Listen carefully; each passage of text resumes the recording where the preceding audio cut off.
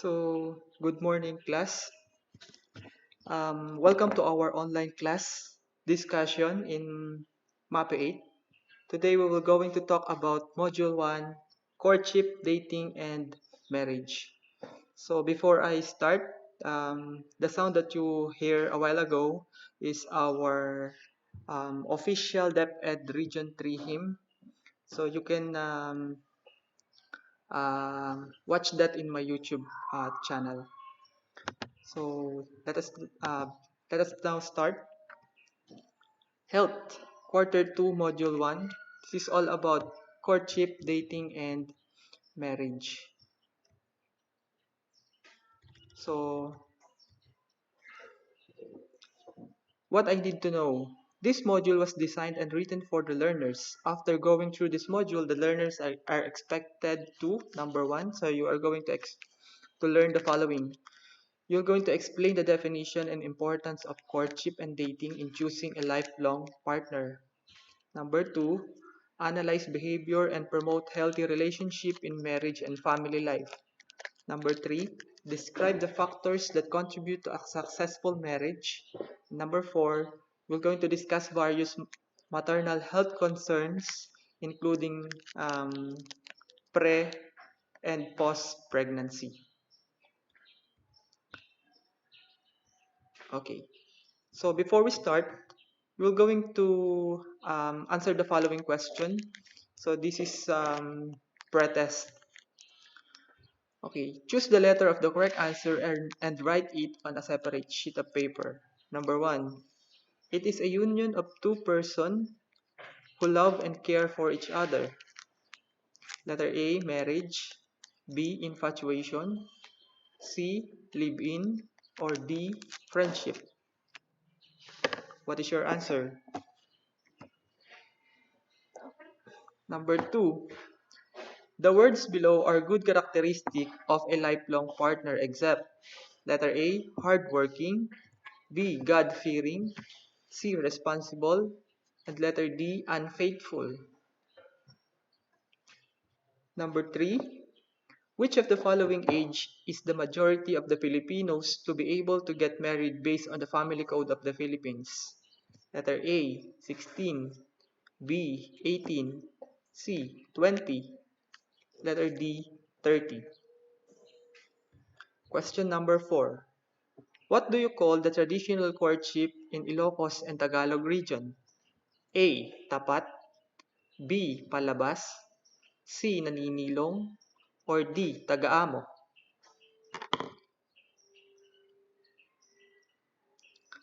Number 5. A place where people do courtship using love riddles as their traditional practice. A, Mindanao. B, Bulacan. C, Palawan. Or D, Kalinga. Okay, so let us start now. Lesson 1. This is all about courtship, dating, and marriage. Every one of us dreams to have a family who will help us to be a better person in our society. It is a small unit of society where we learn how to interact with other people. Family teaches us love, integrity, honesty, and other values. A family who is willing to accept who we are and help us at all times. In this time, most people do not realize the importance of family and prefer to spend their time with their friends and special someone. Have you imagined yourself courting or being courted, dated, engaged, and married? In this module, you will also know about the importance of this concept before settling down in order to have a happy and successful married life. So for your activity, you will going to choose, so this is the direction. Choose the word inside the jar of each heart or jar of hearts that are not considered as characteristics of a successful family life. On a separate sheet of paper, draw and write your answer and place it inside the jar.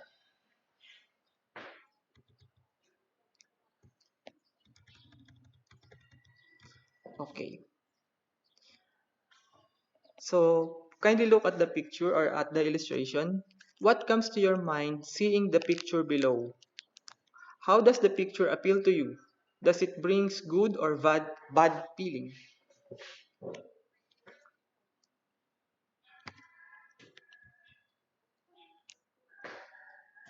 So ano yung napapansin natin dun sa illustration? So 'di ba meron diyang isang lalaki na nag-aabot ng flowers sa isang babae. So ano kaya ang sa tingin niyo ang pakiramdam nung dalawa?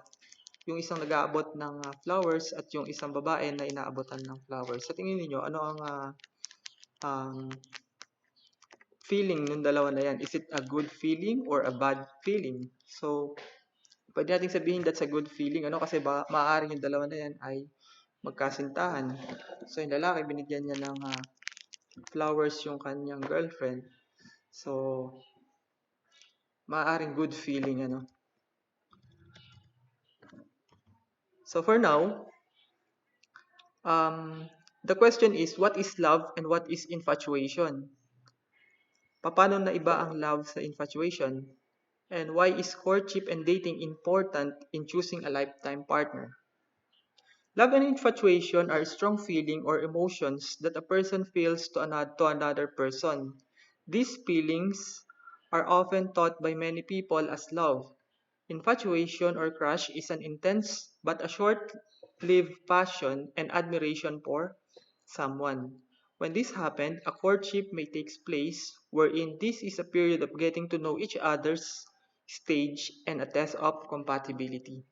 So, love and infatuation is different from each other, ano? Pag sinabi nating love, this is a strong feeling and emotion na nararamdaman sa isang tao. And usually, ito ay nagtatagal. However, when we say infatuation, this is sometimes called as crush. So, itong crush na to, this is an emotion or this is an intense emotion but short-lived passion. So, ibig sabihin, hindi siya ganun nagtatagal. So, halimbawa, crush mo siya ngayon, sa isang buwan, iba na naman yung crush mo. So, ganun. Here are different traditional practices of courtship in the Philippines called serenading or harana. So, noong panahon ng mga lolo't lola natin, uso pa itong harana. Maaaring may gumagawa pa rin nito, subalit hindi na ito ganun kapopular compare sa iba, no? Or compare noong unang panahon. So, harana, naninilong, ito naman ay ginagawa sa Bulacan. Pasaguli, ito ay ginagawa sa Palawan. Tagaamo sa Pangasinan. Kaising or Began sa Kalinga. Panggis sa Tingyans. Balak sa Cebuanos. Palabas, practiced by Tausugs of Mindanao. Nowadays, a man can court a woman through social media like Facebook, Twitter, and other social media platforms. When a man courts a woman, they can go out on a date. They will get to know each other more. The relationship goes deeper, and a well man and a woman will eventually enter in a lifelong companionship called engagement. So, sa kasalukuyan, yung mga binanggit natin na mga traditional way of courting ay sa Pilipinas ay hindi na gano'n, ano. Subalit ito ay napalitan ng courtship sa pamamagitan ng Facebook, Twitter, and other social media platforms. So, kapag ka nagliligawan yung isang babae at isang lalaki, kuminsan, through Facebook, Messenger, so, doon na lang silang nagkakausap. And eventually, if magkasundo sila sa kanilang ugali, so they will enter into a lifelong companionship. So, nagsisimula yan sa tinatawag nating engagement. The following good qualities are some to be considered in choosing a lifetime partner. Number 1, good character. Number 2, maturity. Number 3, fidelity. Number 4, commitment. Number 5, love. And number 6 is economic readiness.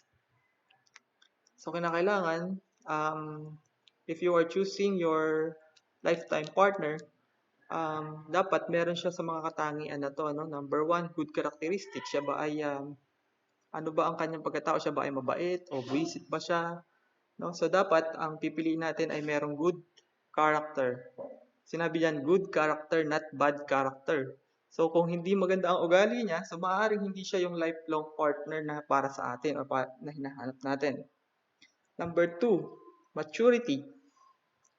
So kinakailangan may maturity. Kailan ba nagiging matured ang isang tao? So syempre, isang factor diyan yung edad. Kinakailangan ay meron siyang sapat na gulang bago siya mag-enter sa isang lifetime na pakikipagrelasyon. So, dapat siya ay matured. Hindi basta may naisipan, so yun yung gagawin. So, dapat marami siyang kinoconsider ng mga bagay-bagay, ano? Lalo-lalo na sa pagdedesisyon. Number 3, fidelity. Number 4, commitment. 5, love. And number 6 is economic readiness. So, itong economic readiness na to, it is one of the most important factor in choosing a lifetime partner. Kinakailangan meron na kayong ipon o handa kayo sa mga gastusin na po pwedeng dumating. Kasi when you are with your partner, so dadating yung point na kayo ay magkakaroon ng mga anak, and kinakailangan kayong dalawa ay ready financially, ano? So, what are the ingredients of a successful marriage? Number 1, love. Para daw magtagal ang isang relasyon, unang-una ang love. Number 2, understanding and respect. Number 3, care. 4, loyalty. 5, shared philosophy. Number 6, cooperation. Number 7, growth. Number 8, involvement. 9, sharing and giving. And number 10 is communication. So those are the following ingredients for you to have a successful married life. Let us now consider the Family Code of the Philippines. This is according to the Executive Order number 209 or yung tinatawag nating Family Code of the Philippines. So ito ay nilagdaan on July 6, 1987. So sinasabi rito sa Executive Order na ito that marriage is a special contract of permanent union between a man and a woman entered into in accordance with law for the establishment of conjugal and family life. So, as stated in this executive order, marriage daw ay isang kontrata sa pagitan ng isang babae at ng isang lalaki. So, itong kontrata na to ay nagtatakda ng kanilang mga karapatan sa kanilang pamilya. The Family Code of the Philippines set 18 as the age of majority of Filipinos. So sinasabi dito na ang mga dapat lamang magpakasal or ang binibigyan lang ng pahintulot na magpakasal ay yung mga may edad na 18 years old and above. However, for marriage between the ages of 18 to 21, the written consent of the parents is required. So if you are planning to get married at the age of 18 to 21 years old, bago kayo ikasal, kinakailangan nyo ng written consent ng inyong mga magulang bago kayo payagang ikasal. Without the written consent, the marriage is voidable. So kung kinasal kayo ng 18 years old kayo hanggang 21 years old, na hindi kayo binigyan ng written permission ng inyong magulang, maaaring ideklara ang inyong marriage na void. So ibig sabihin, hindi siya valid. A person who is between the ages of 21 to 25 is obliged to ask their parent or guardian for advice and has to make a sworn statement that the advice was sought and given. So, at the age of 21 to 25, kinakailangan nyo ng advice ng inyong magulang at susumpa kayo na kayo ay pinayagan na magpakasal. The marriage of a person who are below 18 years of age is void. When we say void, it is not lawful and it is not legal. And therefore, no true marriage took place. So kung kayo ay nagpakasal o ang isang tao ay nagpakasal na siya ay below 18 years old, let's say for example, nagpakasal lang siya at the age of 16. So, ang kanyang kasal ay hindi legal at hindi siya ayon sa batas. So maaaring yung kasal niya ay ma-void. After marriage, a couple's desire is to build a family. Humans are reproduced through sexual intercourse. The reproductive cells of a man and woman join together to make a new human cells. This process is called fertilization. Pregnancy happens when the sperm cell fertilizes a matured egg cell. Pregnancy officially starts when a fertilized egg implanted in the wall of the uterus. It takes up to 2 to 3 weeks after sex for pregnancy to happen. This is when a woman does not have their menstruation. So, what are the stages of pregnancy? Pregnancy has three stages: the prenatal care, the during pregnancy, and the postpartum care. So, let us take a look at the prenatal care. Prenatal care starts at least 3 months. Some good behaviors to be observed during this time includes: number one, avoid smoking and drinking alcohol. So at the first 3 months of pregnancy, kinakailangang iwasan itong mga to. Yung una ay iwasan ang pag-inom ng alak at pag-take ng smoke o yung paninigarilyo. Kinakailangan din daw mag-take ng folic acid. And you need also to talk to your doctor about your medical conditions, dietary supplements, and many other over-the-counter prescription medications you take. So, kinakailangan bago kayo uminom ng gamot ay may kaakibat ito na um, preseta ng doktor. So, during pregnancy, when you become pregnant, you may need daily medical appointment at each stage of your pregnancy. Take routine scans and tests such as blood tests to screen for anemia, HIV, and your blood type. Track your blood pressure, measure your weight gain, monitoring the development and heart rate of the infant, taking or talking about special diets and exercise. So, yun yung mga kinakailangan gawin during pregnancy. Kinakailangan lang may regular check-up para na ma-monitor kung yung bang baby ay okay o hindi. And postpartum care, during this time, the mother undergoes several physical and emotional changes while learning to take care of her newborn. So, kinakailangan niya ng proper rest. Sleep when your baby sleeps. Keep your bed next to your baby cribs to make the night's feeding easier. Enable someone else to feed the baby with the bottle while you were asleep.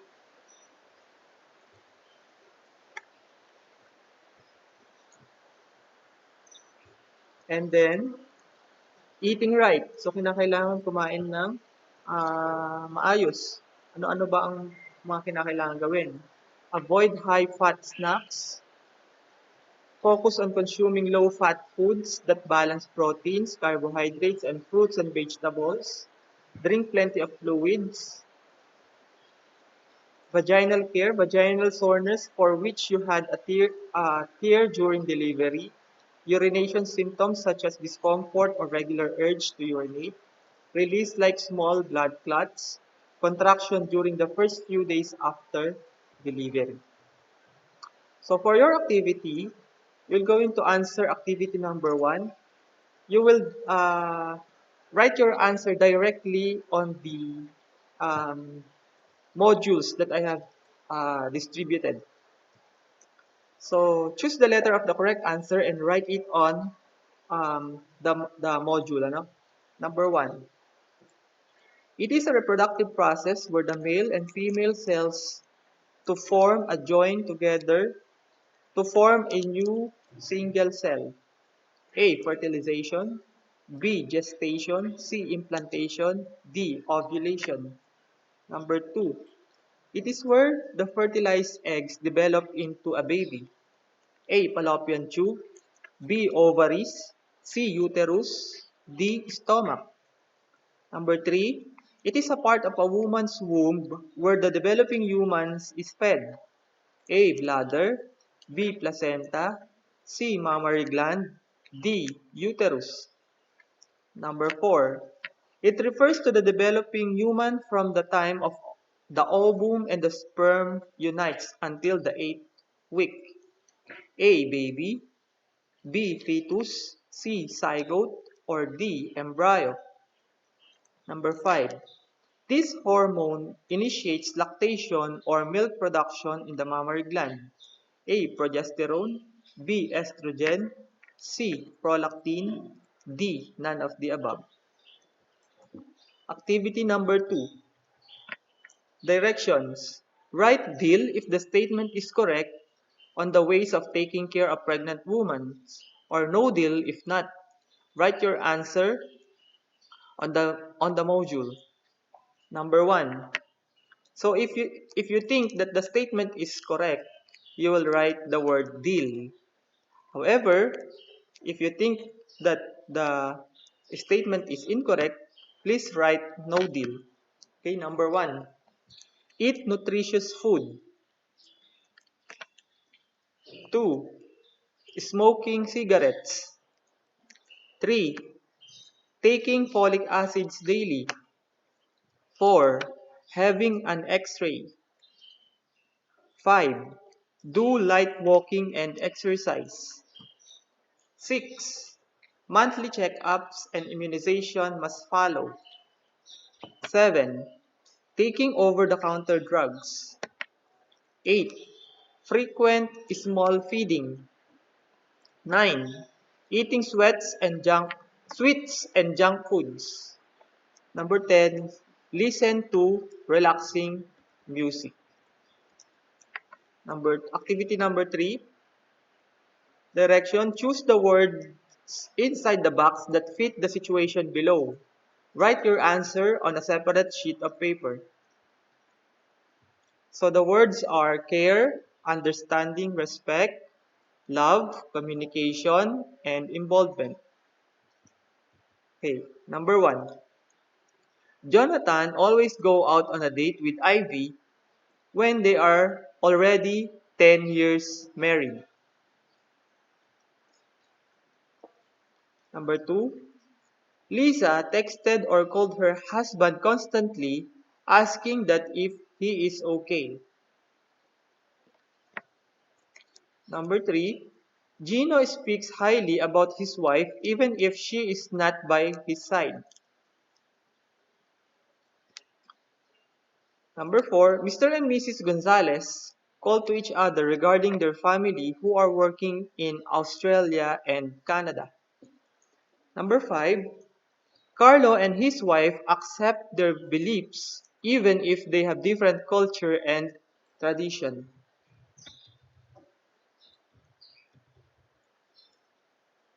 So, what have you learned? Fill in the correct word to complete the thought of the paragraph. Write your answer on a separate sheet of paper.